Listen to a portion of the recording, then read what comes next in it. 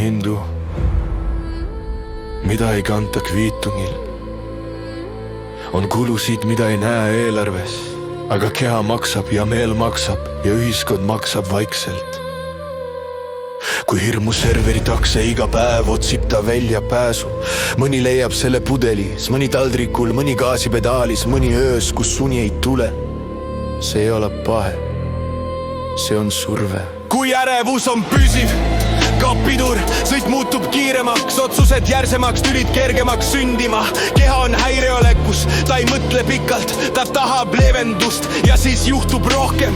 Rohkem avariisid, rohkem haigusi, rohkem katkiseid suhteid, rohkem vastuvõtte, kus öeldakse ma ei jaksa enam. Kes maksab? Psühholoogid, kelle päevad on täis väsinud lugusid, terapeudid, kelle ruumid on täis põletatud närvisüsteeme, psühhiaatrid, kes näevad tagajärgi, mitte alt põhjuseid. Ja riik maksab ka ravikulud, haiguspäevad, toetused, läbipõlemine, aga harva küsitakse, mis seda toitis. Budistlik vaade ütleb, kannatus sünnib klammerdumisest hirmu külge, klammerdumisest loo külge, mis karju pole valvel, kui meil klammerdub, ei näeda enam selgust. Holistiline tõde ütleb, kui informatsioon on mürgine, muutub ka siis see keskkond mürgiseks. Mõte on emotsioon, keha, tegun, tagajärg, see on üks ring.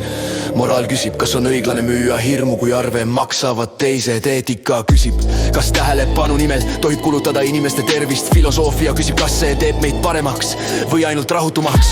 Kui meedia õpetab nägema ainult halba, õpib meil ignoreerima hääd ja inimene, kes ei näe hääd, ei oska seda ka hoida. Siis hakkab rahvas vihkama, mitte mõtlema, mitte eristama, vaid reageerima ja reageerimine on odav kütus, kallis tulemus. Aga kujuta ette dispilti.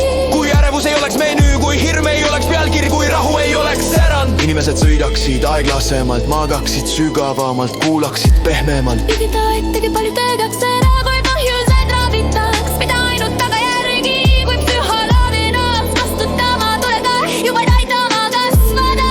Kui terapeut ei peaks lappima süsteemi vigu, vaid tootama elu. See ei ole naiivsus, see on vastutus. Vastutus selle eest, mida me külvame, sest ühiskond sööb seda, mida talle andakse. Sest ühiskond sööb seda, mida talle andakse. Kui me lõpetame hirmu külvamise, ei pea me enam nii palju parandama. Kui me lõpetame ärevuse müümise, ei pea me enam nii palju levendama.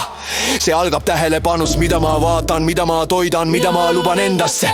Kui ma valin vaikuse, rahuneb meel, kui me rahuneb keha ja kui keha rahuneb, ei otsida enam vale välja pääsu. Sirus ei ole hinnasid, ole hindus, sida meid hindur närvisüsteemis, hindur disko päev, võib edega nahtiga veel vantsuga. Tõuses kõne, ei maa karjumist,